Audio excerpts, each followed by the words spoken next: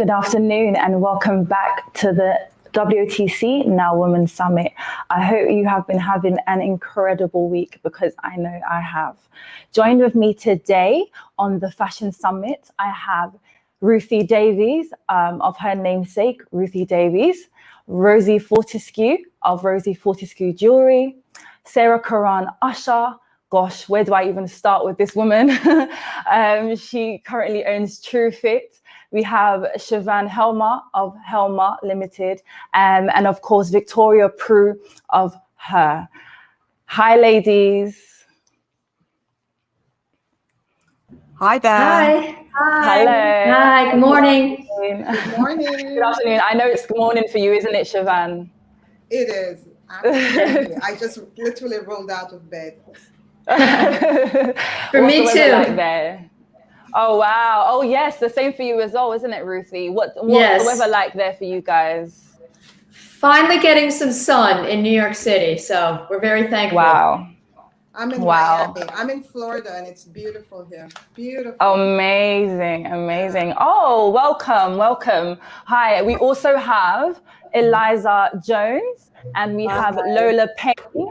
And we also have, is all three of you? Yeah, Valerie managed to come. Oh, perfect, perfect. We have all three of the women's wear girls, and they're actually currently our cover girls for our current issue, and actually so is Victoria. I know you've seen their amazing covers and read their amazing stories, and so very, very excited to hear from them today. Let's go right into it. Rosie, I'm going to begin with you. And I just want you to introduce, in fact, for all of you women, I want you to just take a couple minutes and just introduce yourselves and just speak a little bit more about your brand, you know, what you do, and then we'll go right into the questions. So Rosie, if you could go first. Hi everyone, I am Rosie Fortescue. I have a jewellery brand called Rosie Fortescue Jewellery. Yeah. It is a British semi-fine jewellery brand. Mm-hmm. I am based in London. Amazing. Victoria? Hi everyone, I'm Victoria Prew, the CEO and co-founder of a company based in London called HURR. Yes. We run the UK's leading wardrobe rental platform. So the idea is you can actually rent and lend your own wardrobe and also rent from a whole host of amazing brands. So we now run the rental platforms for, I think, 65 plus fashion brands, including Nanushka, Bash, Selfridges, and we're looking forward to the world going back to normal so we can all rent outfits again. Absolutely. And Ruthie? Good morning, everybody from New York City. I'm the founder and designer of the Ruthie Davis luxury women's footwear brand. I call myself a cobbler. You know, I sell to women, empower women with my shoes that help you stand out and stand tall for women all over the world. Amazing. And Sarah? There we go. Hi, I'm Sarah Curran-Usher. I guess I'd call myself a serial digital entrepreneur.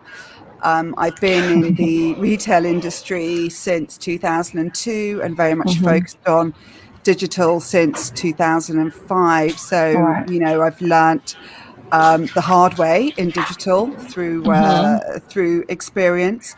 And yeah, now I am MD for EMEA for a US tech business focused on personalization into retail called True Fit.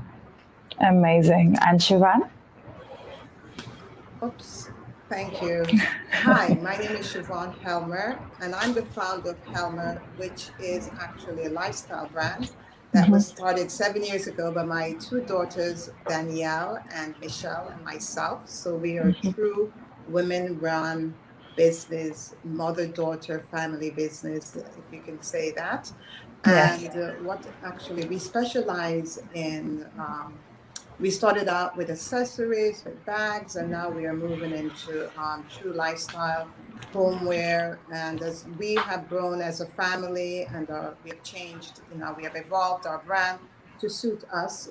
My two daughters are now mothers, so we eventually be doing children wear.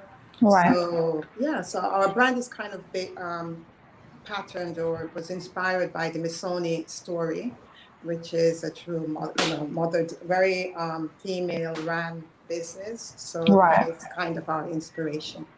Amazing. And finally, the women's wear girls.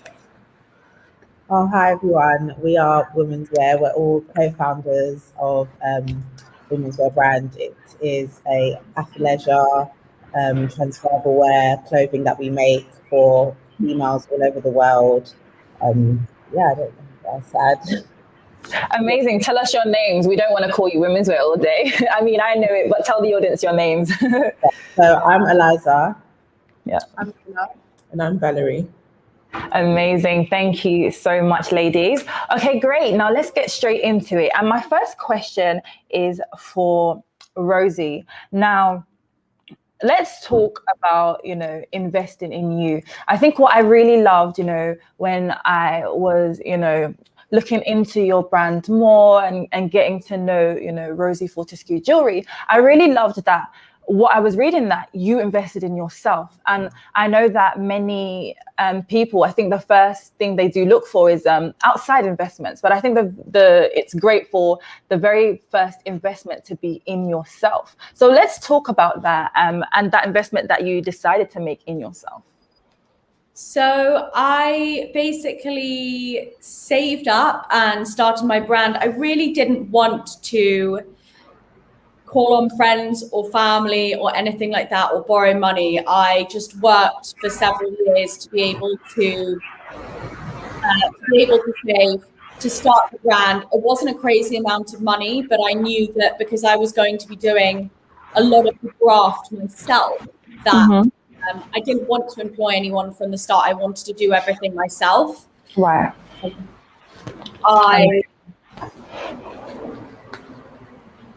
So when I started the brand, I was very lucky and broke even quickly and have just literally reinvested in the business. And wow. It's just not it's not really necessary. I really wanted my brand to grow slowly and organically. I wanted to learn everything myself. I wanted to physically do everything myself. And I'm also obsessed with Sarah Blakely, the owner of Spanx. She's like the American female billionaire, and she owns 100% of Spanx still. And stories like hers to me are really inspiring, that you can actually, in some cases, do it from pure graft. Like, there are a lot of brands that need the investment and they need a lot of technology to go alongside their brands and that sort of thing. But for me, it was more, I wanted to do the graft from the beginning myself and take it slower. There was no rush. Amazing. I love that. And I think that's important, actually. I think it's important to know how to do things yourself, because it's great, of course, to, have your team, and definitely they are a key pillar. But once you know how to do it yourself, then you know the standard that you even expect from someone, because you've been doing it. So they can't then tell you, okay, this is not possible, because it's possible because you've done it yourself. Yeah, absolutely. So I love that. And Victoria, talk to us about, partnerships, because HURR have partnered with really, really incredible brands and even individuals. And at the helm of everything you do, it is about, building that relationship and that trust. So talk us through that and how you've managed to do so with HURR. Yeah, of course. So going back to when I started the company 3.5 years ago now, it was a very new concept. Rental fashion didn't exist in the UK. It was booming in the States, but no one was doing it in the UK. And one of the kind of biggest barriers we had was, how can we legitimize our business? How can we be taken seriously as a sharing economy platform, as a business that one day is going to be as big as Airbnb and Uber, but for fashion? So we did a lot of work around what we wanted the platform to look like. And in the first stage of our partnerships decisions, it was all about legitimizing and partnering with companies that we admired and aspired to be like. So we partnered with the amazing Who What Wear, who are a big digital first fashion brand or kind of lifestyle platform. And they really kind of legitimized what we were doing and talked to the fashion industry, because we sit very heavily on the tech side. And then kind of off the back of that, we did lots of relationships and buildings and lots of kind of smaller partnerships, which ultimately led to our biggest partnership to date, which is Selfridges. So we are their exclusive rental partner and run their in-house rental platform and have an amazing pop-up in their store when the world does go back to normal.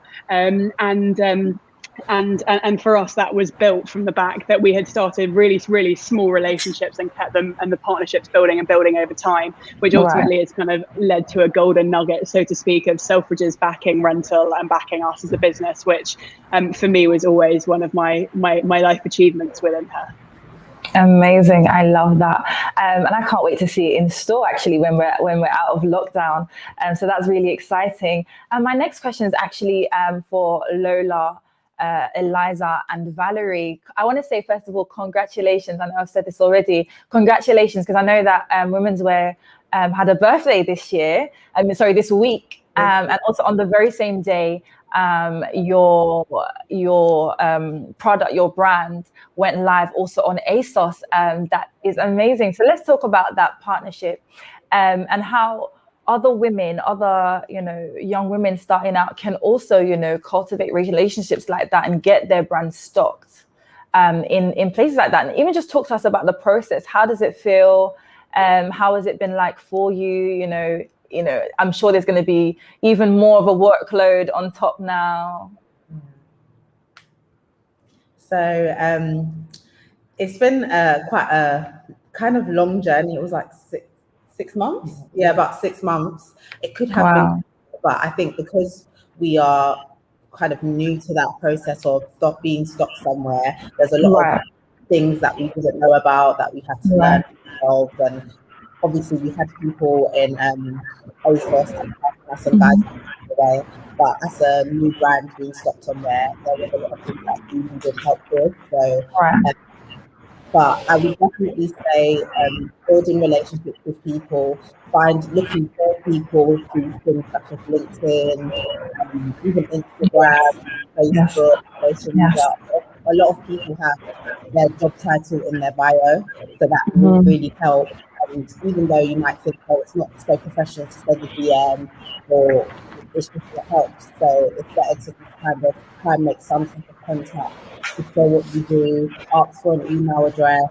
The worst they could say is no. So that really helps with trying to break through the barrier to get in touch with these stockists and buyers in different platforms. And then I would just say, in terms of to kind of get the process going, you then just have to figure out what your prices are, what items you think would be good on their site, as well as they'll have a look at the site and also decide what's best for you, best from your site for them. But I think also having knowledge on the brand that you're going to know how your brand would suit and merge with theirs is very key as well. So that way you can kind of market yourself and give yourself a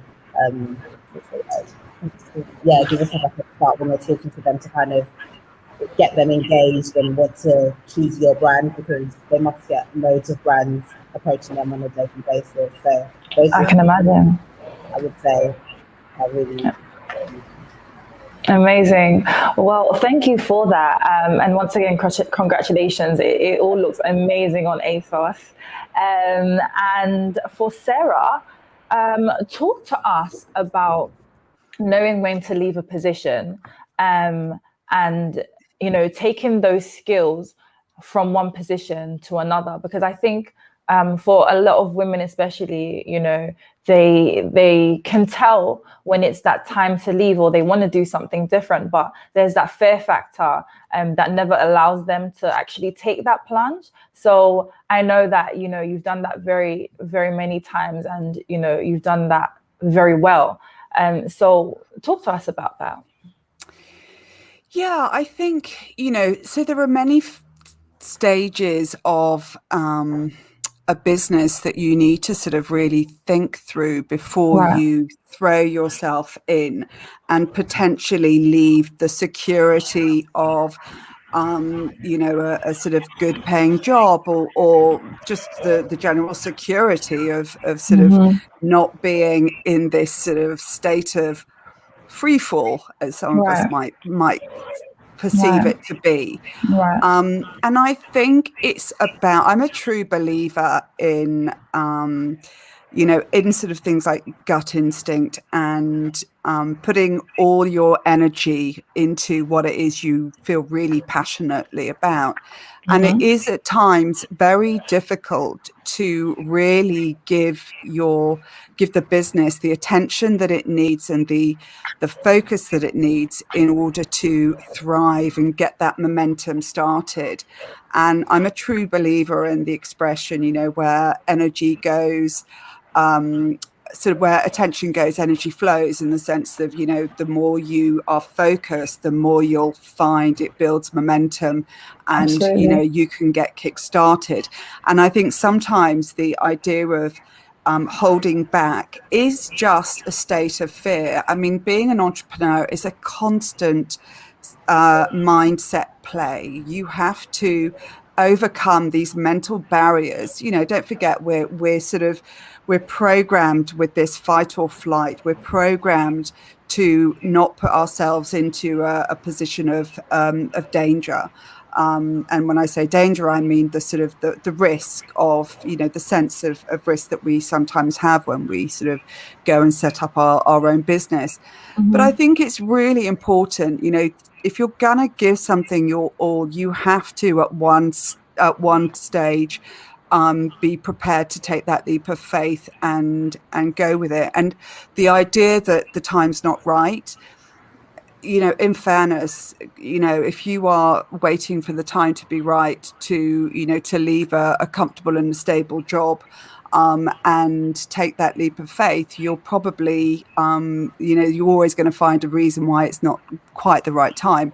I'm also a believer in this sort of transferable skills, in the sense that doesn't matter what, so for instance, with my background, I was, I've been in retail for many, many years, since, 2002, and specifically digital since 2005, as I said. And so when I came and I moved to the other side of the desk, as I refer to it, on the tech side, I was able to take so many of my learnt skills in the sense of truly understanding the customer, and the customer being the end user, and how that applied to tech and our personalization platform. And also, in a way, I've never really let someone tell me that I can or can't do something, it's sort of, so again, it's that mindset play. And if for some reason you feel you don't have all the skill sets, then, there are many ways of building those external skills through digital learning. So you should never find an excuse why not to do something, because you're never going to take that step forward. And I'm sure the women's wear ladies would sort of really, sort of align with that, as would Victoria and Ruthie. Well, all the ladies on the panel. And so, yeah, it's a real, but then I think it's an amazing experience. It's this insane journey of which you'll never have again. And that's the amazing thing about it. Absolutely. I love that. And Ruthie, speak to us about, being resilient. I think that's something that you've done very, very well, especially as I know what you've been going through these past few weeks. And talk to us about having the ability to keep going, because like I said, you've done these incredible things. I mean, you've really grown this empire. So talk to us about what it takes to just keep going on and to maintain that resilience. Well, first of all, if you're referring to, unfortunately, if COVID wasn't bad enough this year, I also broke my elbow and had major surgery. And all of us know, with our busy lives, especially in fashion, it can be very physical with the product. And also designing. So, I'm actually having a setback essentially right now. And, of course, I had a couple down days where I was really worried just about the business and this and that. And pretty quickly, I changed my mindset. And I think that's kind of the answer to the question. Absolutely. I think right now, you know, with the way the world is, there's been a lot of changes. I know for me, I'm going through things, and everybody at times goes through things. And it's how you perceive it and how you view it. And I think, you know, when I was thinking about when Sarah was speaking, I agree with her. You know, this whole idea of enjoying the journey. What keeps me going and resilient and passionate is I love what I do. I'm empowered by it. And I've really switched my viewpoint of the definition of success. Yes. I don't think success, you know, when I launched Ruthie Davis in 2006, I wanted to be the next Louboutin. Okay. You know, now, and you know, you always have this dream, oh, you're going to be big and famous and make a lot of money and all of this. Yeah. You know, you go through the different stages of your brand. I want to be Ruthie Davis now. You know, I just want to be my brand. I like my little brand. I don't aspire to be bigger, better. I really aspire to enjoy every day. And I really think advice to people doing this is, it's not like you work really, really hard and all of this to get to this pot of gold at the end. Because, you know, the years you're building your brand, and just even a day like this with my arm, I still enjoy my day because this gave me a chance to ask for help. You know, I had 2 girls here this morning. I mean, I don't wake up like this, and it's 9 a.m. here, okay? So I had someone do my hair, someone do my makeup. You know, I can't do stuff. And it's great, you know, because I'm terrible at hair and makeup. So, you know, I think, am too, don't worry. yeah. So I just feel like, you know, I'm just enjoying, and I think it's just accepting, you know, the journey. It's success is enjoying your life, being inspired by what you're doing, Absolutely. loving building a brand. And Absolutely. that keeps me going because I don't have these huge lofty goals and pressure on myself. And then, because then that creates disappointment because you won't reach. Yeah. So I love that.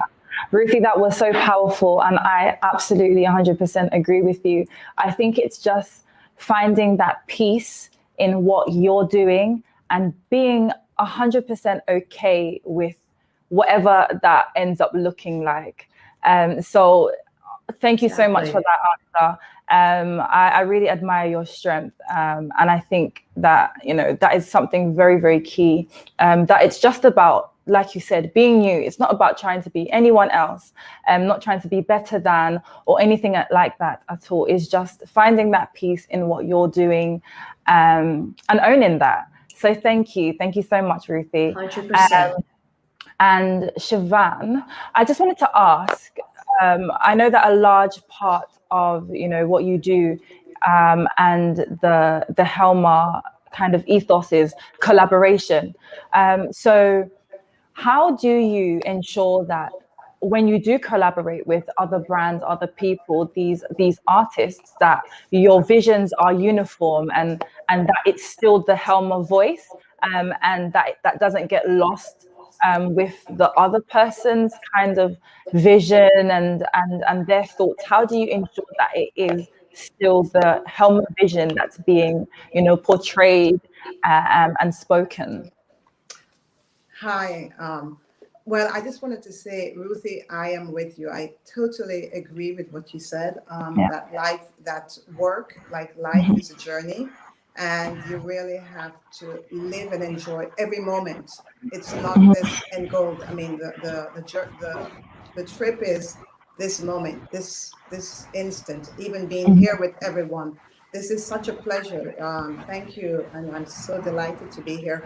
And yes, we do have collaboration. And I think it's like everything, it's serendipity. Sorry, Shevanne, it's a little bit unclear. Oh, can you hear me? Yes, it's better now. It's better now. Okay, maybe it was something with my mic. So as I was saying, we do it serendipitously, meaning that you meet someone and you have a conversation and things are flowing in a natural sense. And as we're 3, so it could be something that my daughter is into. that she brings into the business. Our last collaboration was last year, before we went into COVID. Unfortunately, we didn't get to explore it as much as we should have. But that was with a painter, a very famous Moroccan painter. And his whole idea is bridging between worlds, bridging the world between the Western world and East and Northern Africa, and the whole idea of migration and traveling.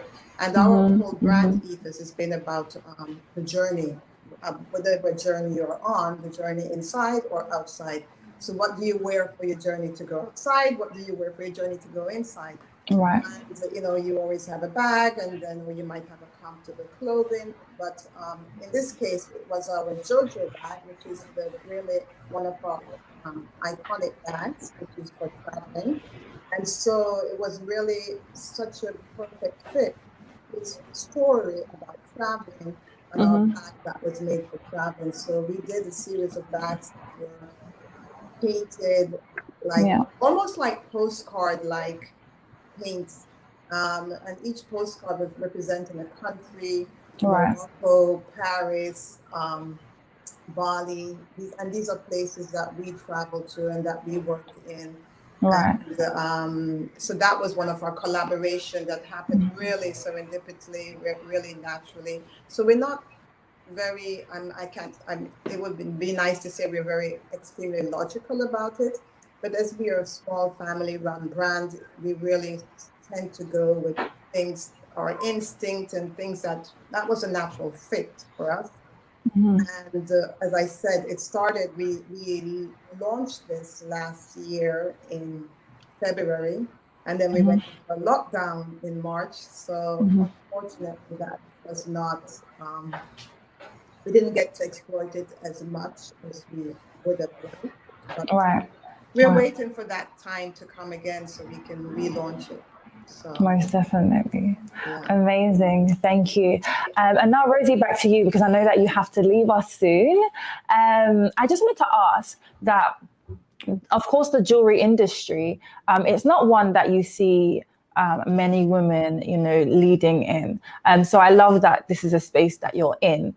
What changes do you want to make, or have you already implemented, or what do you want to see within the industry where Rosie Fortescue Jewellery can actually, pioneer that? I mean, for me, I started my brand because I'd always been a magpie for as long as I can remember. And I'd bought jewelry from designers and from big websites. And basically, the quality was never used to be good, basically. So I wanted to start a brand that there was a sort of gap in the market for demi-fine is the name for it now, but 5.5 years ago, there wasn't, the sort of demi-fine wasn't really so known. It was kind of more like affordable luxury. And I think really I design really for everywhere, every type of woman. If you're going to work, I want my jewelry to be the finishing touches of an outfit. I want a woman to be able to wear the jewelry to feel good in herself. Does she have a date or a meeting, or is there a certain necklace or piece that makes her feel good, or has a special connotation from a friend, that sort of thing. I think I wanted to start a brand that women could buy and wear, like actually male customers, but as and when they wanted, not just for special occasions, and to express themselves. And you've been stocked in, Selfridges. You're currently being stocked in Harvey Nickel, sorry, and of course you have your own website where women can buy from. Tell us about getting your product into those places and building those relationships. And are you particular with where you want your product and your brand to be stocked? So I think, in my opinion, I'm sort of not into wholesale anymore. I'm very much online focused. I was in Selfridges. It was amazing. It was a huge achievement, but being a sort of one-man band. There's now only 2 of us still in the office. I would have had to really dedicate sort of employing one person to manage wholesale, and in where I want to go with my business, that wasn't the main focus. So I'm actually not in Selfridges anymore. I am in Harvey Nichols. I love them. They pay on time. They're amazing. They're really quick on emails. I won't go into my experience with Selfridges, but I think my focus now is online. I think I really like having the direct sort of conversation with the customer. I really like the interaction on the Instagram. I really like hearing back from my customer. And I feel like with a bigger online presence, I can really achieve that. Amazing. And Victoria, I find your journey, you know, very, very interesting, because of course, before you worked for, you know, Knight Frank, you were in, you know, kind of the property field. And again, similar to, you know, Sarah, and knowing when to, you know, start again and knowing when you're ready to do something new. Could you talk us through that journey? Yeah, sure. So I ran my first ever tech company when I was an undergrad, and it was nothing more than an idea. I studied a combined honours degree and did basically an entrepreneurship model, and basically came up with an idea and a product and a prototype that ended up doing quite well. And we pitched in some horrid Dragon's Den style experience, and ended up raising some money for it. And then I think I went down a decision to do a postgraduate degree and then go and train up on a big kind of global grad scheme, probably under a bit of parental pressure to get a real job, just in case any of my entrepreneurial endeavors didn't pay off. And then the day after I qualified as a chartered surveyor, I handed in my notice to co-found what is now HURR. So I always knew that running my own company was what I wanted to do, and that it suited my personality and hopefully my skill set. But I guess I wanted a bit of something to fall back on if my idea didn't pull through. I love that. I think that's very special. But I'm glad that you took that plunge and knew that you wanted to do something and you were just going to go for it. So I really love that. And for Lola, Valerie, and Eliza, I just wanted to ask about brand building, because of course I know your story. Like I said, you're currently our cover girls. But for yourselves, 3 young women, which I very much commend. Your ability to really work together and build that brand. But I know that you didn't really have much experience or knowledge beforehand. So talk to us about brand building and where you've gotten women's wear to at this point. And, like I said, with not much knowledge or experience, what has that been like, doing that brand building?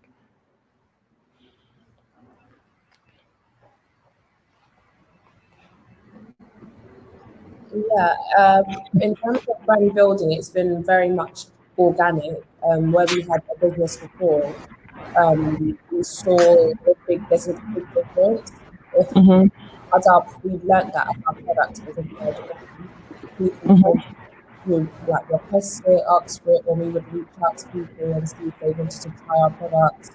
They were very much interested, as opposed to we had a product that not necessarily was easy to sell. We did see a huge difference. If you have something that people want to try out, they would organically try it, promote it to their followers, and we saw a lot of organic growth. Initial stages, in terms of knowing our price point, making sure that things are not too expensive when we first started launching. And the more our brand started to grow, that's when we increased the price, because we understood who our customer was and what they were interested in. And kind of just repeating that process once we knew what they liked, redesigning things that are similar to that format and then releasing it again. So that's kind of what we've been experiencing. We work very well off each other in terms of our design process, our production process, marketing the products as well. We understand that marketing things is very important. The better we market it to other people and we believe in our product, the easier is to actually grow as a brand. Absolutely. Yeah. Did you have anything? Absolutely. Want to add anything, Valerie? Oh yeah, you just mentioned in terms of actual knowledge as well. I know when we spoke to, we were able to speak to Lola's dad, who has a separate business. So where we kind of like were unsure of things, you know, we were able to get just guidance from him to be able to steer us in Right. the direction we should take. Amazing. Thank you so much for sharing. And back to you, Rosie, only because I know time is really running out for you. Why jewelry? You know, how did you, I know you said that you used to buy a lot of jewelry, but what really sparked your interest? And before actually launching your brand, was it something that you had to, you know, study for? You know, did you have to do, of course you had to do a lot of research for it, but did you have to undergo any actual academic studies? You know, what was really the path, the journey there?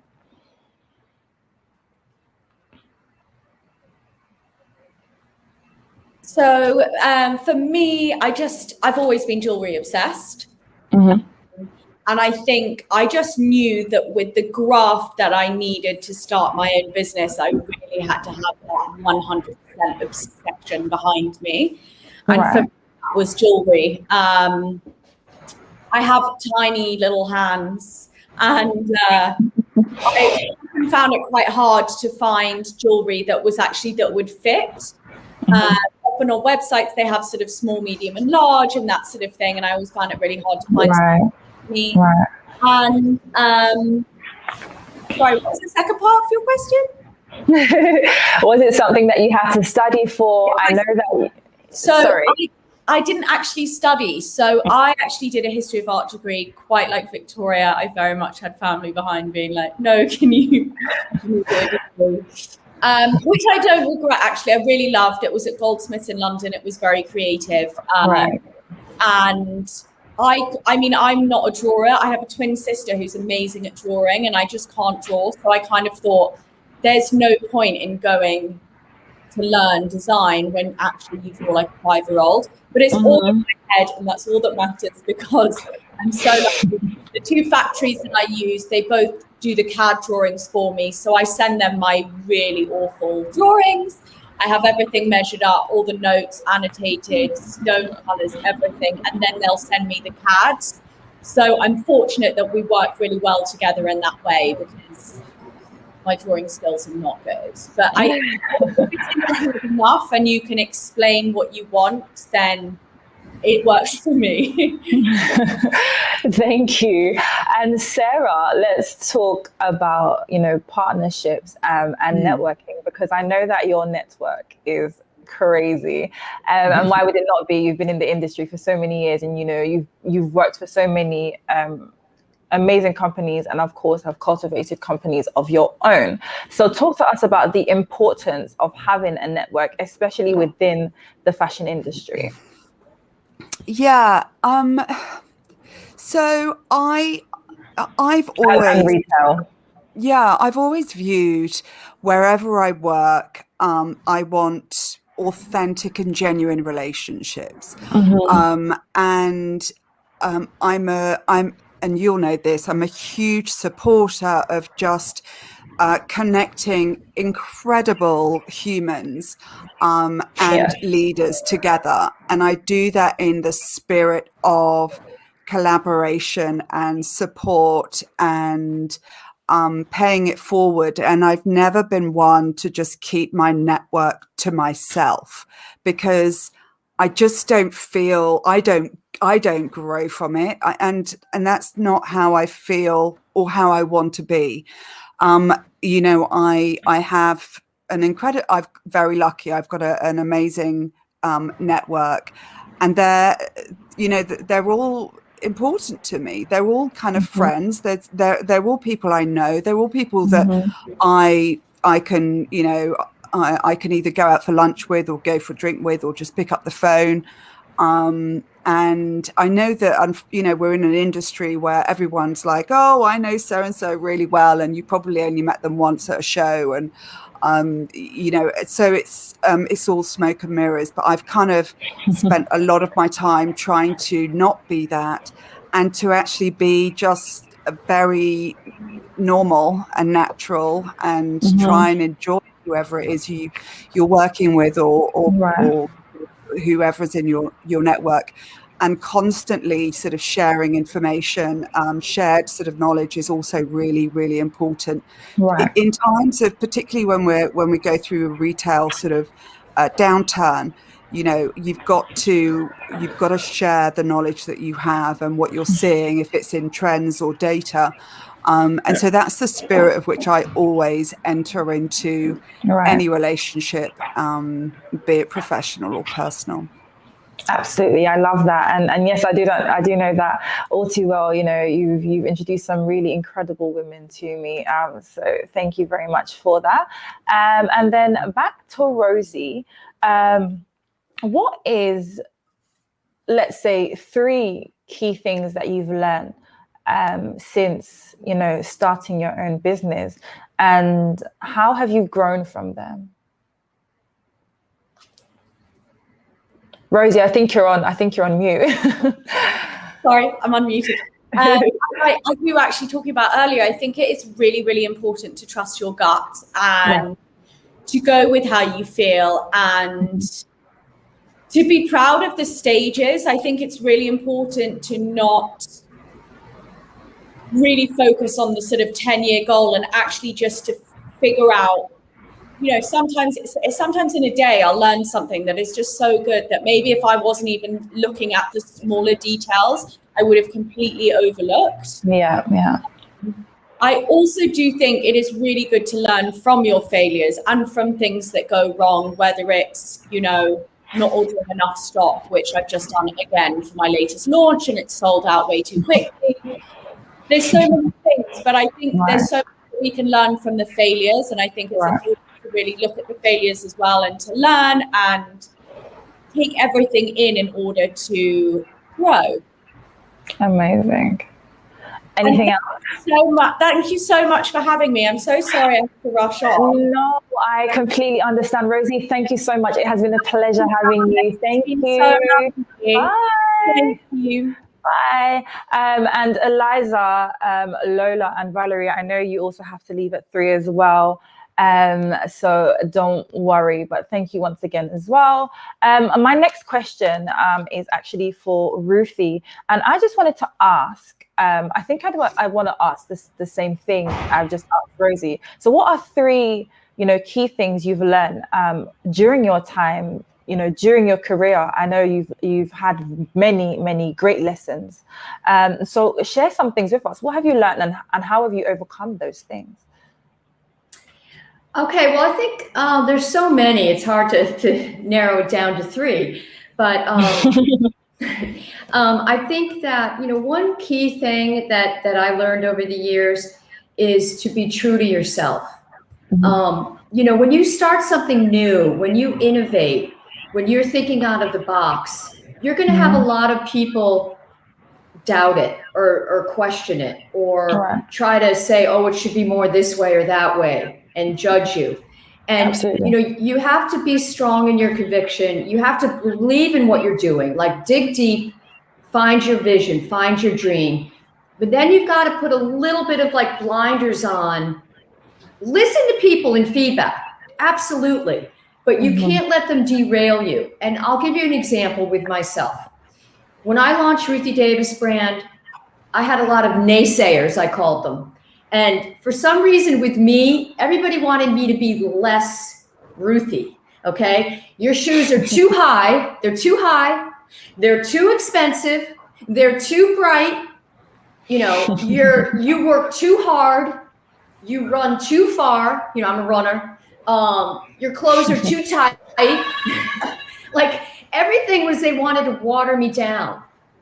And they were like, oh, no. And to be honest with you, as someone else, Rosie, I think said, you know, I had my years, I was in Neiman's and Bloomies and Saks and all that. And of course they were like, they watered down the product. Oh, we'll buy it if you do this. And it never worked. And now I'm at that place where I'm true to myself. I know who I am. I know who my customer is. And this is what they want, okay? And I have a lot of friends and family who say, oh, can you make a shoe a little lower? can you make it a little this and a little that? And I have to remind them, you're not my customer. A. Yes. You're too old, number one, like my sisters. I'm like, my customer is 25 to 35 or whatever, you're too old and you're not cool enough to be my customer. So don't even try to change it. And, the point is like, at the end of the day, the people who are the early adopters of my brand were Lady Gaga, Beyonce, Ariana Grande. They want a shoe that's too something. So that's my number one lesson is don't listen to people. Yes, feedback's important and trying to, hone your brand, but you've got to stay true to your conviction, especially if you're doing something that's never been done before, because people don't like something. Do you know what I mean? It makes them nervous. Like, oh, you can't do that. So that's probably my main thing. Absolutely. I think the other important lesson, just to reiterate, I kind of alluded to it in my other question, was, less is more. This whole idea of more is more, it's not. I think Sarah said focusing your energy brings more energy. It's less is more. Figure out what you're good at. Don't be a master of many things. I, at the end of the day, chose shoes. I did do bags for a while, but I got off it because it was like, I'm not big enough to do shoes and bags. I need to pick my poison and I need to do it better than anybody else. And then within the shoe category, I also have really specialized in the higher shoes, whether it's a wedge, a platform, they're not flats. So like, I'm also niched in that way. So I think it's important to really be efficient, lean and mean, be profitable. This whole idea, this is a positive that came out of COVID. This whole idea of like the fancy office, all these employees on their little laptops, looking super cool, going to the runway show, taking the Uber, the black Uber. Let's be honest. It's a big waste of money, a lot of it. Okay. Yeah. Take it down a notch. Nothing wrong with a home office. I call this an office home behind me. I don't call it a home office. I call it an office home. I love it's that. More office than home. Don't feel like it makes you look like you're not doing well because you don't have the super cool, all white loft office. Right. I had that. I had the cool New York City blah, blah, blah. And the rents went sky high. And for a variety of reasons, it just didn't. And I was rather be traveling. I'd rather be meeting with customers. So I decided to go into the office home. And, you got to make these decisions. This idea, again, of more is better is really not the case. And I think the third thing would just be, just slow down. We talked about it already, but sometimes it's good to hear it, same point, to really get to, to stick, is just slowing down. I've had to be slowed down because I've broken limbs. And you know what? There's a lot of silver linings. I've actually been doing better on my social media. I've been doing better. I've had to, like I said earlier, ask for help on things. And those people are doing a really good job. And so just slowing down and thinking things through and not feeling this pressure and this rush to quickly get to the goal, and just take your time. And we already talked about enjoying the journey, but you don't have to pack 100 things into every day, Absolutely. And that's everybody's responsibility because you run your schedule and, and a lot of you, listen, when I was a new brand, I was running crazy every day, going to Italy, going to Brazil, this meeting, that meeting. And I'll even say to younger people, like women's wear, you guys are, starting, I've been doing this a while now, like 13 years or whatever. So, you don't have to say, you don't need to pack your day every day. So you're running ragged, just do a couple events a day or a couple commitments a day, just keep it manageable so that you're not exhausted and you're going to injure yourself. And, Absolutely. You got to be there for the long haul.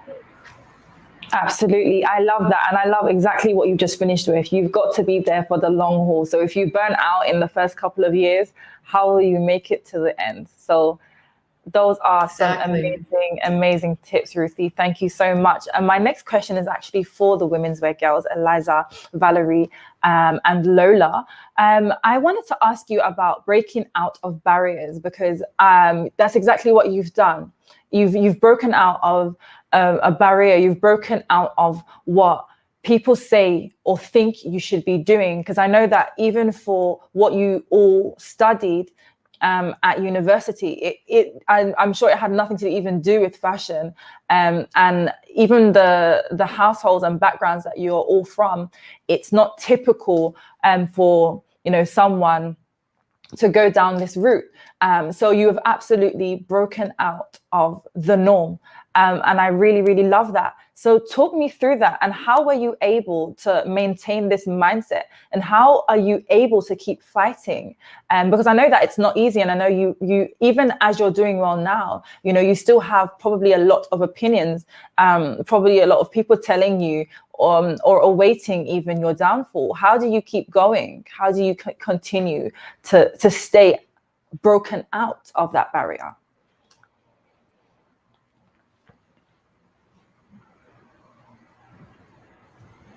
Hello. I think you kind of have to just have tunnel vision for sometimes the feedback around you. So I think what Ruthie kind of mentioned about like family members trying to change and alter her product is important, because yes, it's really good to kind of take on opinions of others, but you do have to kind of have in your mind what your vision is, what the long-term goal is. So when you are hearing things, you have to be able to kind of try your best to separate it, and it can be difficult. I guess we are fortunate that there are three of us, but if you feel like you are being overwhelmed with like a bunch of opinions, maybe just to take a step back and sort of go back to your kind of list of goals to be able to see what really aligns with what you're actually trying to achieve. Right. And just in general, just having your goal in mind, but always remembering the bigger picture. And then if you do have like a big goal that you feel like isn't necessarily attainable now, like focusing on those sort of quick wins where you can see that I might not be able to achieve the huge goal today, but I am building. So taking that time to kind of enjoy the journey also, so then you do know that although it might be frustrating that things aren't happening overnight, like you are assessing the progress that you are making, and you will eventually get there. Right. I love that. Exactly. I love that.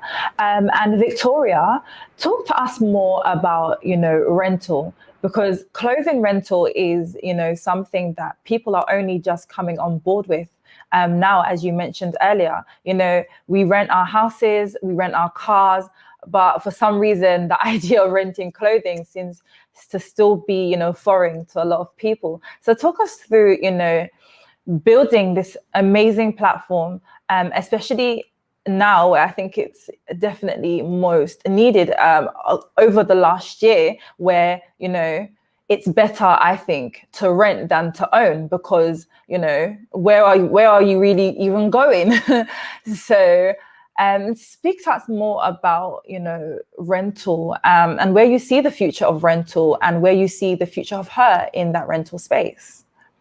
Sure. So I guess first and foremost, I'm a millennial myself. I rent cars, I rent houses, and I really believe that, why could I not rent a wardrobe? We live in a social media first generation where people wear things a couple of times, and how people view clothes as being old after 3 wears is not sustainable for where we need to be. So rental isn't a new idea. It's been around for 10 plus years. Rent the Runway, who are the biggest player out in the States, are now $1 billion business. They have millions and millions of women that rent their wardrobes every month. And I'm sure those that Ruthie probably knows better than anyone, Rent the Runway is a giant, and that mindset set's taken a long time to build, and the UK is just very far behind. So for us, we wanted to be at the forefront of it, and provide something that's a bit different. So our model is actually quite different from how a Rent the Runway operates, and we're actually peer-to-peer, so we enable people to rent their own wardrobes, and we are the kind of tech that sits above it, in the majority of the case. So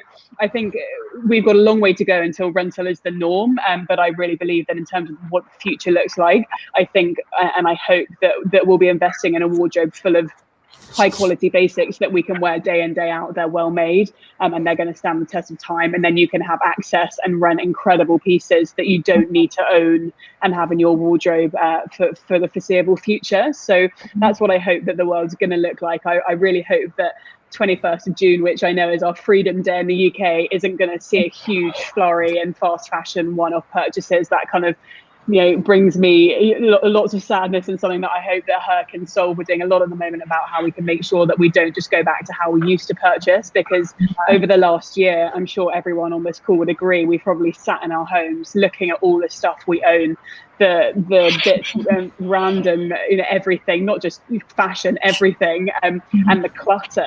And there's a lot linked to minimalism and the idea that actually owning less is better for our mental health. And we prove that day in, day out. And I think hopefully the future is rental first, but there will always be a place for buying things that you'll love forever too. I love that. And I especially love one of the final things you said about owning less is actually better for your mental health. I completely agree with that. I think the very same is for, having less things in your mind is better for your mental health as well. So thank you very much for that. That was very powerful. And for Shevanne, I would just like to ask, of course, you run a family-owned business, and you're building that family empire. Speak to us about, that culture and about, casting that vision and ensuring that it's uniform for your daughters, and what it's like working together, and keeping each other going and so on, and those days where you're not always going to I guess have the same kind of opinions. It might differ sometimes. So how do you do that? Well, first of all, what a great pleasure and opportunity it has been for me to work with them, to see the women that I admire the most and that have similar values naturally, and to come together. And as I said to my daughters, I said, creating world peace starts at home, because if we can't work together, how can we expect peace in other people to work together and to get along, So I've been determined to lead by example. So we have set guidelines and rules which everyone has. It's called mutual respect. So we treat each other the way we wanted to be treated, and something that we've been really working on as a group is intentionality. Our word. What are you trying to communicate? What is the intention behind your word? And I think it's so powerful, because once we start to do that and to stop to think, to reflect, then we are much more concise, and what comes out of our mouth is not meant to harm and to bring about, dissension. So, so we have established guidelines among ourselves, which makes communicating much easier. And, so also we come always from a state of empathy and love. So once that is a good base, then it helps. Then the dialogue can begin in earnest. So we can have a discussion where the foundation is so solid. So whatever comes up, it's always from a good point. So we can hash it out, because of course we have had, we're not perfect like anyone. We have had dissensions when we disagree. And that's actually fun. That's actually where the challenges are, because in the disagreement, that's when suddenly you get an aha moment and said, actually, I didn't think about it that way. I've been on this vision, this tunnel vision, and suddenly, you're giving me, 350-degree turn, which could be good. And, we have done that, and we allow each other to be passionate about something. So, for example, Danny wants to do children wear because she has a baby, right? And she kept thinking, all this material that she's been creating, it would be so cute to make baby stuff. And, I am a grandmother. I don't have a baby anymore. So that's something that wasn't in my vision, and I was a little bit, reluctant, but of course, and I'm won over. Now we're starting, to look into that, because the idea is that it has to go with our life, our lifestyle. How do we live? What is touching us? So when I looked at it in that way, it made sense, absolutely, and Amazing. the good thing is that we are multi-generational, so we're looking at things in different spectrum. I'm over 50, they're under 40. So, so how do you, that is the challenge. How do you mix those generations? How do you come together? And I think that's the beauty of our brand, is that we do manage to attract mothers and daughters, that, we'll have a mother buy her things for her daughters, and the daughter come back and buy for the mom. And so obviously we're doing something that translates to our customers, because it's been really an interesting group of people that we've managed to attract. But yes, working together has been, for me, the biggest joy. I wake up happy every morning. I wake up happy to get on a Zoom call with my daughters and to go through the process and to the creative process, and to see the future in their eyes, and it's fun. So that's amazing. Thank you so much, Shevanne. And Lola, Eliza, and Valerie, I know you're leaving us now, but before you go, I just wanted to know, what is one lesson or one key thing you've learned over the past year since launching Women's Wear, and how do you think that has now helped you going forward? I would say to be not to get complacent, because business has its like peaks, but then it has its lows. We've had moments where we're doing amazing, and yeah, we're just doing absolutely amazing, and then we've got moments where something slaps us in the face. So we try to. You can't foresee what's going to happen in the future, but it's more just not to get complacent. Keep having as much energy as you had before when you had nothing. Have as much energy even when there is great things going on, and so just having a plan and staying focused at all times. I would say as well to just be adaptable. So sometimes you have, like Barry said before, you have a tunnel vision, you know what you want to do and how you want to do it, and you might think you know the steps that you need to do in order to achieve that, but sometimes that's not the route that you have to take. So you have to always have to be with the times, kind of a bit with the trends, and know what's going on, so you can always alter. You can still have the same goal, but you might have to just alter the way of going to get. Yes. That's really very important. Absolutely. Thank you so much, ladies. It's been an absolute pleasure. I know you have to leave now. Thank you so much. Have a great day. Thank you. It's nice meeting you. Bye-bye. Bye. Okay, amazing. And now, Sarah, talk to us, because I know you've had some really, really interesting roles over the past year. So talk to us about being a non-executive director, and how does one become a non-executive director, and what does that role actually entail? Yeah, so okay, so all the roles that I've taken on as a non-exec have been very much as the digital expert, in the room, to help kind of share the share trends or understand best practice, to see if the business is matching up to those, and just be that resource that you can rely on.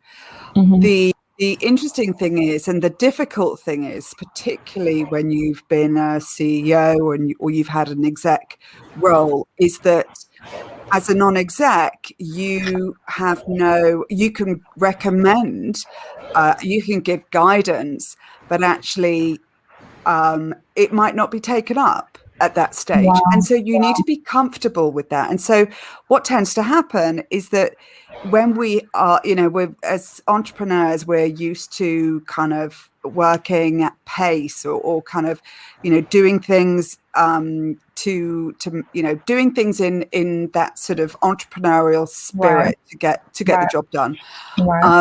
And actually then, the challenge is that when you are used to people coming back and saying, yeah, I've done that, it was kind of, so it took me a while to adjust, and I'm okay with it now. You've got it was just sort of like a pivot of perspective. You share your guidance, you share your recommendations, and you step away, and the business reports to the board, and you're there to deliver an industry perspective, and that's it. And also you're there to challenge, but not in a conflicting way, obviously. So it's really interesting in terms of sort of what you get to see from another perspective of business. But then I very quickly realized that actually I'm not sort of ready to mentally sort of retire, as it were, and I still have too much that I want to do. So I've kept kind of one of my non-exec roles, and then I threw myself back into a sort of a leadership position, because it's kind of what I love. I love that adrenaline. I just wasn't ready to kind of take on a portfolio of NED roles where, I would just attend a meeting, listen, and then leave. I've got too much to say, and I'm too passionate, which is really annoying for certain people. But yeah, it's, but I'm always about, I just feel like I'm a human sponge. I just want to sort of absorb different things, because it all helps to sort of in the brain, it kind of seeps through, it settles, and then you get and then you go, okay, actually I think, why don't we try this, because I feel I've seen it work in this sector. So I'm a real fan of looking at other sectors within consumer brands, and even sort of within different sectors, and seeing how do they engage with their customer, what technology are they using. So you can buy and customize your car now, for instance, online. So then you go, okay, so if a customer's so used to doing that, how can we apply that to a different vertical? And because the customer, sometimes we just forget that they have this 360 digital life. And a lot of the time, and I always say that, within the retail sector, it was e-com that disrupted retail in the early 2000s. Now it's the customer who's disrupting the sector, because it's the customer who decides how, when, where. And it took the industry a while to accept that, because they were still waiting for the customer to go back to previous habits. That's not going to happen, especially now that we've had COVID. The customer's more likely to think, actually, I'm going to spend my weekends in nature, hiking or traveling. Like Victoria said, I had a huge awakening where I looked in my wardrobe and I thought, holy cow, there are so many things which have still got their tags on. I was disgusted with myself. And then it made me sort of reevaluate, what do I want? What makes me happy? Why do I feel that I needed to fill this void full of brands? Is it because I needed to feel better? And if not, okay, let's deal with that. And yeah, so I think we're going to have to accept that we're going to have to meet the customer within the various digital touch points of their life.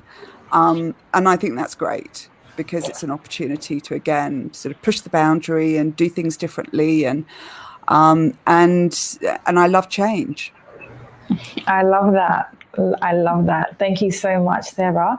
And for you, Victoria, I know that you also have a very keen interest and passion in tech.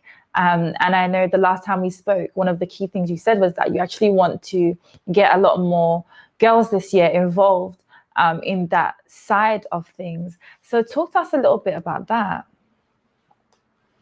Yeah, for sure. When I look back at what I wish I could have done as a career, an undergrad, at school, GCSE, A level, tech or learning to code would be probably top of the list in terms of skills I wish I'd learned.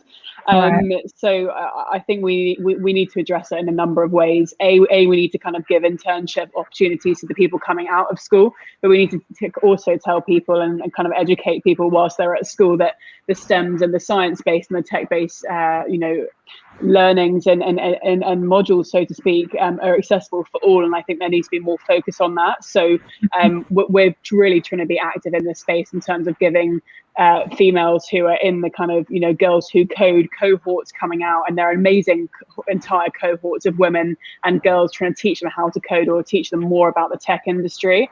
So we're taking quite a proactive stance, as you said, where we're going to be offering a number of internships to these girls who are either undergrad or postgrad and want to get into tech and want to learn more. And there's also a great course going on this summer in the UK called Cozy Course, KOZI, which is basically the idea that before you commit to a whole life of tech without really understanding what it is, can you go on a kind of 2-week crash learning course to understand everything you need to know about it, and it's run by a friend of mine. And I think that's kind of how I would approach the future of getting more women into tech. Can we give them just 2 weeks or 4 weeks where they can actually just try it and sit under a CEO or with the product team or with the UX team and actually give them like first-hand exposure, because that's how you learn, and that's how we're all in our careers now. It's probably from hearing a conversation or sat in an office somewhere that sparked us in our entrepreneurial journeys. So yeah, I feel quite positive, but there's always more work to be done, of course. That is amazing. Thank you so much, Victoria. Actually, we're gonna share what you've just shared with us actually in the comments section, for any of the young women that actually want to get involved in that as well. I think that's really, really incredible. So thank you, Victoria.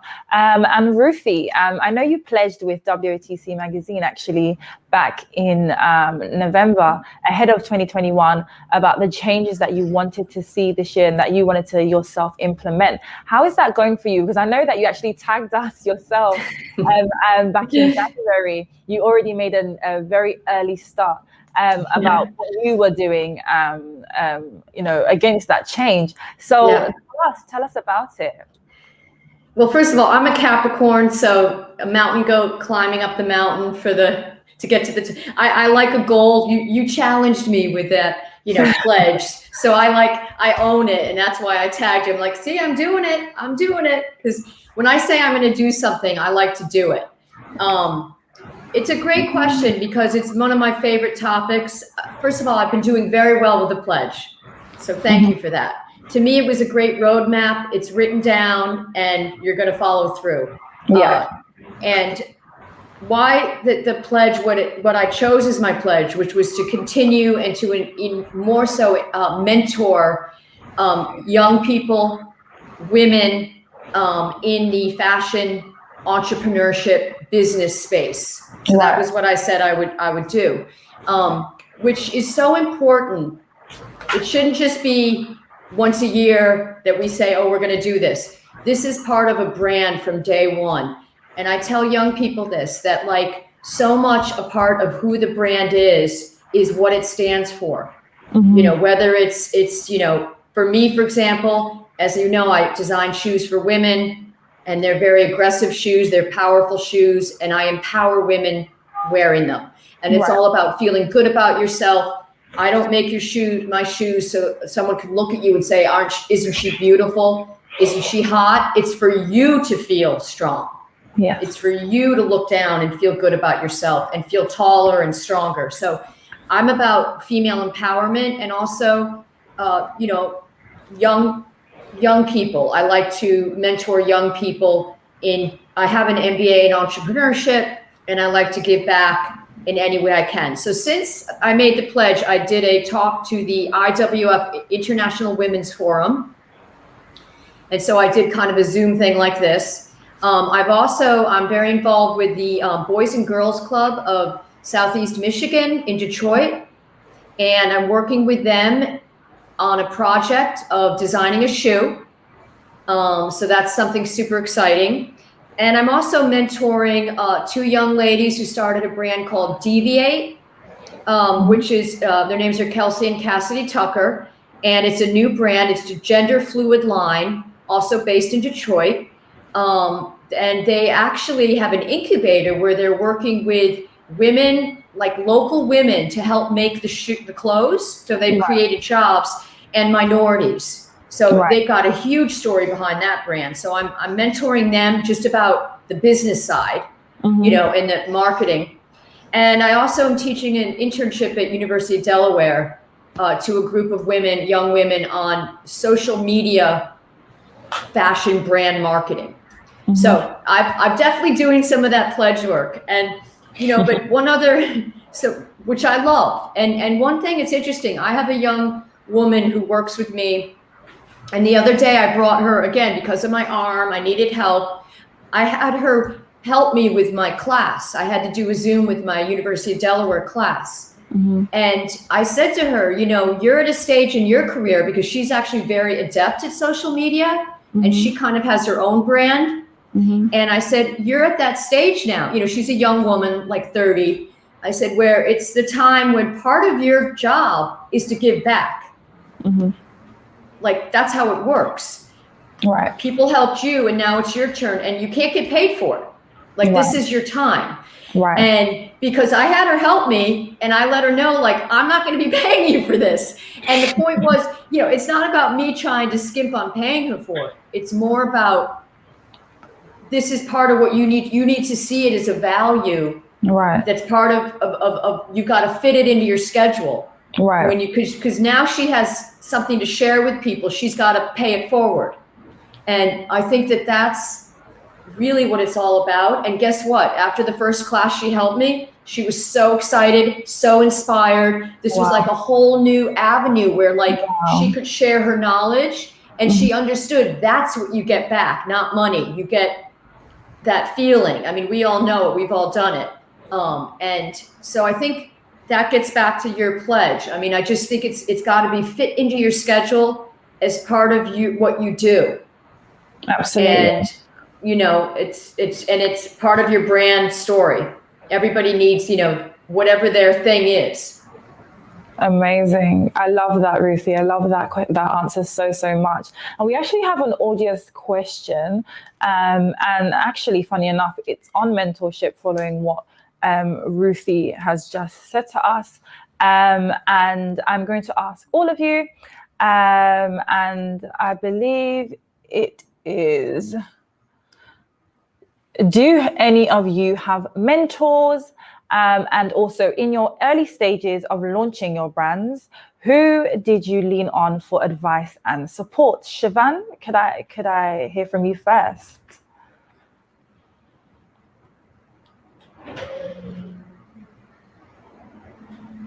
Shevanne, I think you're hear me.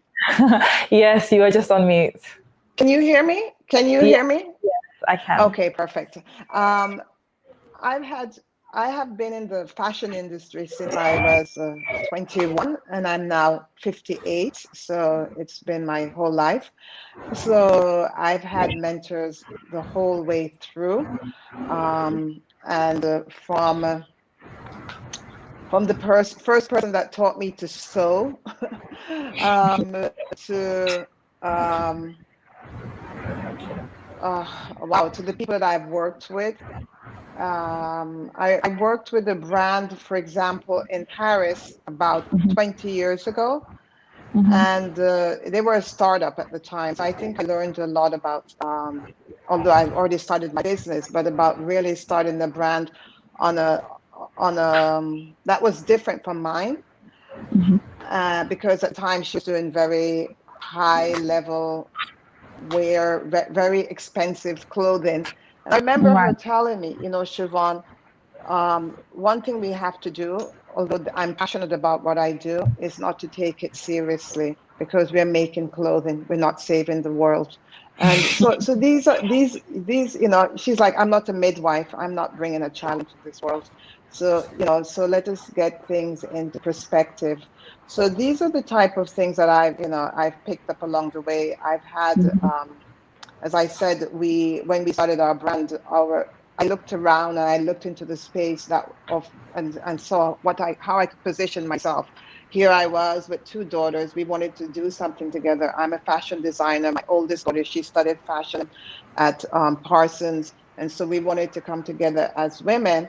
And I was like, okay, where was something that was missing, and some people that we admired. And so that's how we, you know, we looked, and we're talking about 7 years ago, at the Missoni model.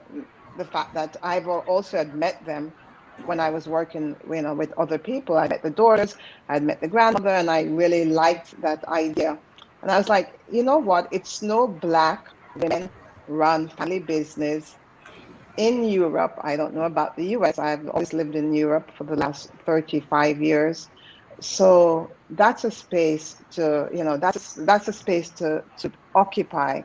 And so I would say they're kind of like mentors because of the image that they presented, because that allowed us to guide the image that we created, which also became, we took it on to our own. You know, we are Black women, we're not Italian, and we are we're definitely international.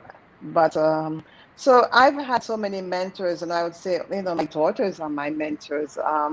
It could be the man in the street. It could be, you know, what someone says to me that's a nugget of information that brings, you know, helps me to get through a difficult day, for example. So no, it's been a journey of many mentors. From my mother, you know, it's never ending. And I hope to, and being here on this panel today, I've learned so much, from Ruthie to Sarah to Victoria. Really, I've just gotten so much more insight and the different ways of seeing things, and also just communing and communicating with women in the industry. Absolutely been fabulous. Amazing. Thank you for that, Shevanne. And I want to stay on the topic of mentorship, actually, because I think mentorship is very key and very powerful. So the very same question to you, Victoria, as well. Do you have a mentor? And in the early stages of course, starting HURR, and even back when HURR was just maybe an idea, who was it that you leaned on, you know, for advice and support? So I feel like the word mentor is sometimes quite a daunting word.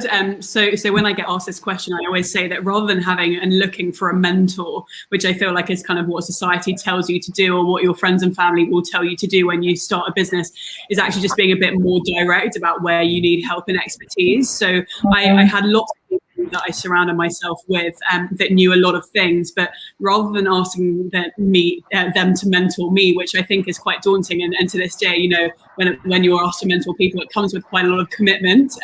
I was really specific about where I needed help, and what I thought that person could bring to HURR, and what I thought that kind of how their skill set would help me, and why I thought it would benefit them as well. So I think when you're looking for mentors or mentorship generally, I was always really, really specific. You know, hi X, that you're an expert in this particular digital marketing field. Can I ask you about customer acquisition costs? Like, do you have 5 minutes? Rather than just being a bit vague, which is when I think people sometimes get no's. And I meet lots of entrepreneurs that say, like, someone asked me I asked someone to mentor me and they said no. And it's not because they don't want to help. Of course, we're all here to help other females trying to build amazing businesses. But I personally think the more specific you can be about what you want from someone, the better. Because everyone's always busy, and I found that works much better, especially if you're asking super, super powerful, busy, high achieving women or men to help you.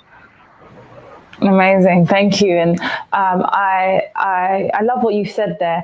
And you know, just like you shared with us, you know, I do think that a lot of people do find, you know, the term mentoring and mentorship daunting, but I think it need not be something that, you know, you find daunting or as though you can't reach out and ask for help. Because I myself, I have a mentor, and quite frankly, I don't know where I'd be without her.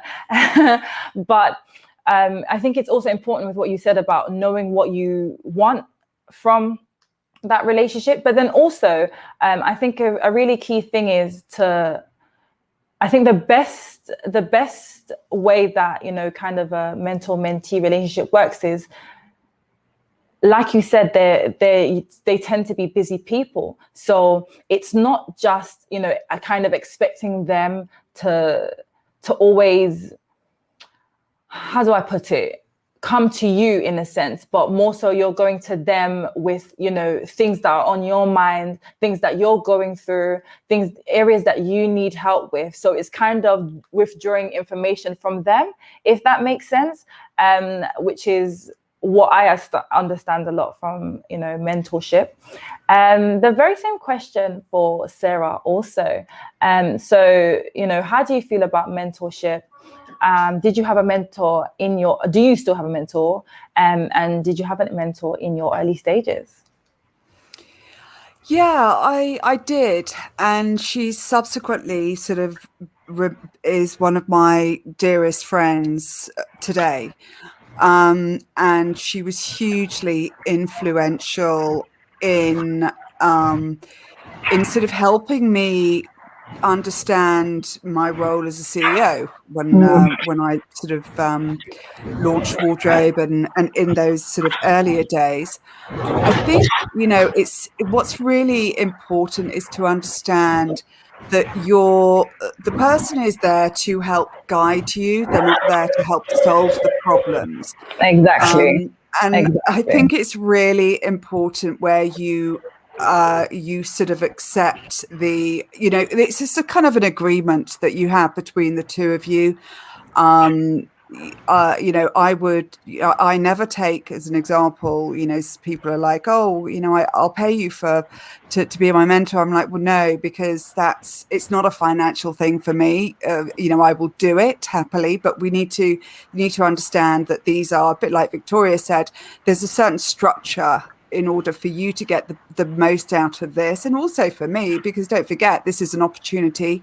And I think there is one of the businesses where I worked, just in consultancy more recently, you know, they have a reverse kind of exec buddy. So the exec has a young, you know, a junior in the team, and they use that junior to really understand what's happening in the world of digital or social or whatever that area of expertise is. So we should approach this as both sides learning, because, and I think it was Ruthie or maybe it was the women's wear girls saying, you know, you can't be complacent. You know, we are forever, the sector is forever evolving. And so that means that we need to as well. And we need to be comfortable with that.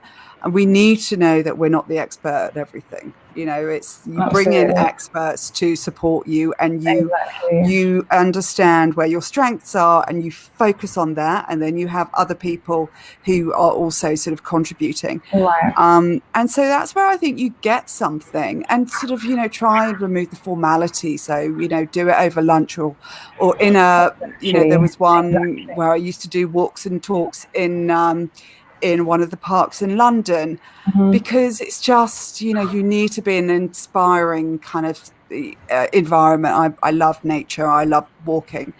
So I, you know, and I'm a huge believer in it. But I think there's got to be a boundary of, you know, of this sort of mutual understanding. You know, I don't mind someone sort of, you know, draining me of knowledge and sort of advice, but okay, we need to get some boundaries in place here, and I want you to understand what I'm not here to do, but I'm here to guide you and to be that sort of sounding board. Yeah, and it doesn't have to be 2-hour meetings. It can just be a 15-minute, or, you know, you're there for that person I've got a huge crisis. Exactly. Sarah, that was very, very powerful. Thank you so much. A key thing that I took away from that was that a mentor is there to guide you and not to solve the problem, which I strongly believe with. I completely agree with you there, you know, and I think that's why people might even find mentorship, you know, daunting, and that it comes with a lot of commitment and so on. Is that you maybe think that the person is, you know, trying to control you, or if they're saying that, no, my way is the best way or something like that. Yeah. But no, it's not that at all. It's like you said, it's just that person is there to guide you, and, you know, tell you what your strengths and your weaknesses are, because, you know, you're not going to be strong at everything. And sometimes when you have a weakness, you don't always know that you even have that weakness. So you need someone to point that out to you. So thank you so much, Sarah. And thank you very, very much, ladies. It has been an absolute pleasure. Ruthie, Shevanne, Victoria, and Sarah, thank you so much. And of course, Rosie and Lola, Eliza, and Valerie, who joined us earlier.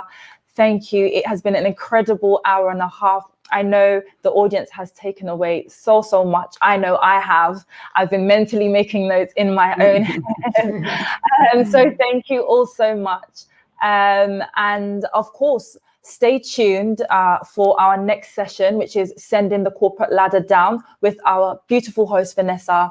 And I just can't wait for you to see the women that are on that panel and for them to share their stories with you. So thank you for tuning in, and I'll see you at, I believe, 4 p.m. Thank you so much. Thank you. Bye-bye. All right.